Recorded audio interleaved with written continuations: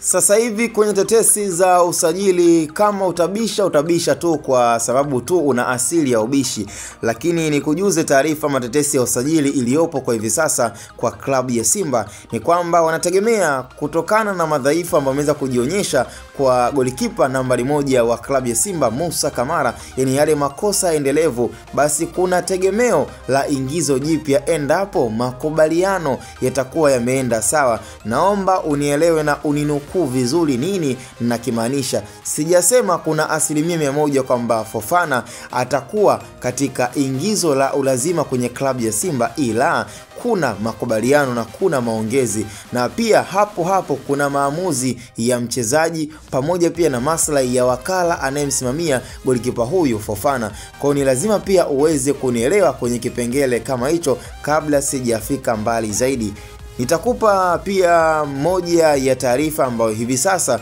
pia inaendelea. Musa Kamara ambaye ni golikipa nambari 1 wa klabu ya Simba, kuna makosa of course amekuwa akiyafanya ambayo hata kwa baadhi ya viongozi, mashabiki wenyewe na hata wachezaji wamekuwa wakimlaumu kuanzia mazoezini mpaka kwenye mechi. Nitakukumbusha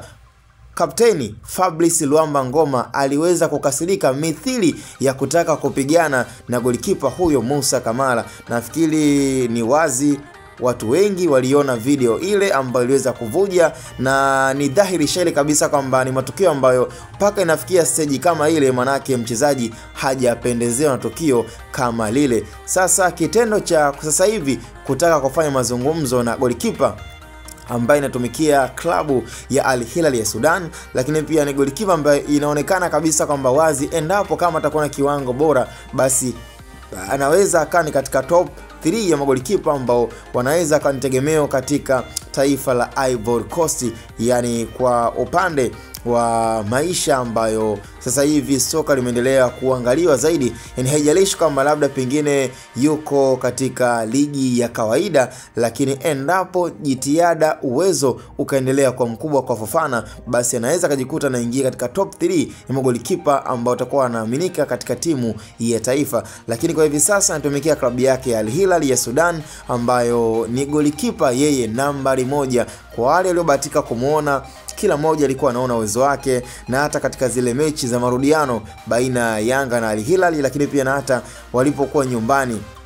ambapo pia kulikuwa na udhaifu mdogo, kwa sababu pia aliweza kufungwa goli na Stefan Aziz Ki ambalo kidogo kiwalisia unaweza kaona kabisa kama lilikuwa ni goli ambalo lilifungwa katika far post, lakini pia lilifungwa katika eneo ambalo lilikuwa ni nje ya 18 ama ni nje ya boksi. Kwa hiyo ilikuwa ni swala ambalo kiwalisia lina nafasi kubwa sana kwa baadhi ya wachambuzi kuendelea na kuangalia zaidi kwamba je, wanaweza wakafanya maamuzi gani dhidi ya golikipa Fofana ambaye tayari wameshamuona na tayari walishawahi kumfuatilia katika baadhi ya mechi tofauti. Kwa kwenye hili swala ambalo hivi sasa tunaona kabisa kama ni swala zito na ni swala gumu sana, yani hatujajua wanaweza wakachana na golikipa Musa Kamara na kumsajili Fofana, ama wanaweza wakaongezea golikipa mwingine, yani wawe na Musa Kamara lakini pia wawe na Fofana, kwa sababu kwa matukio ambayo imeonekana pia kuwa ni repetition mistake kwa klabu ya Simba kwa golikipa huyu, basi ni dhahiri kabisa kwamba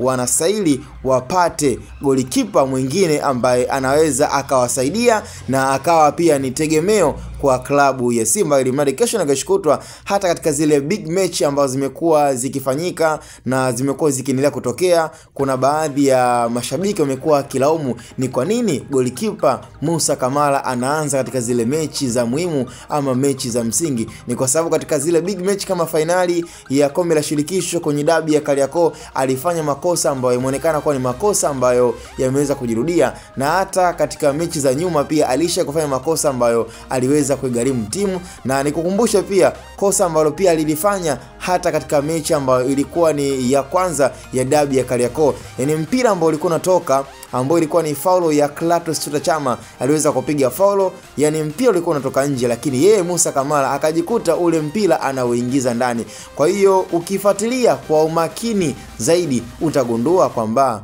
Musa Pimpin Kamara ni golikipa mzuri na bora sana ambaye pia anaaminika katika timu yake ya taifa, lakini ukweli ni kwamba bado amekuwa na mistake za kipumbavu ambazo zinafanya pia katika matokeo ya msingi ambayo klabu ya Simba imekuwa ikihitaji na kutaka, basi wamejikuta wakiwa wanadhoofika na kujikuta kabisa kwamba wapo katika changamoto ambayo hawawezi wakaitatua kwa muda ule. Na hata ukifuatilia hata katika mechi ambayo Yanga aliweza kushinda, ambayo pia Clatous Chota Chama aliweza kupiga faulu, maana ilikuwa ni mechi ya msingi ya kutaka pointi 3, Musa Kamara akalisha na akaruhusu pia matokeo ambayo ilifanya Yanga kuonekana ni bora, na mpaka mwisho siku pia hata kwenye marudiano pia amefanya makosa ambayo yeye kama yeye ndo ameipa ubingwa Yanga. Kwa ni makosa ambayo ni ya kujirudia kwa Musa Pimpin Kamara. Kwa hiyo nahisi kuna umuhimu na kuna uhakika kabisa kwamba Wafofana kuweza kutua kwenye klabu ya Simba, labda ishindikane makubaliano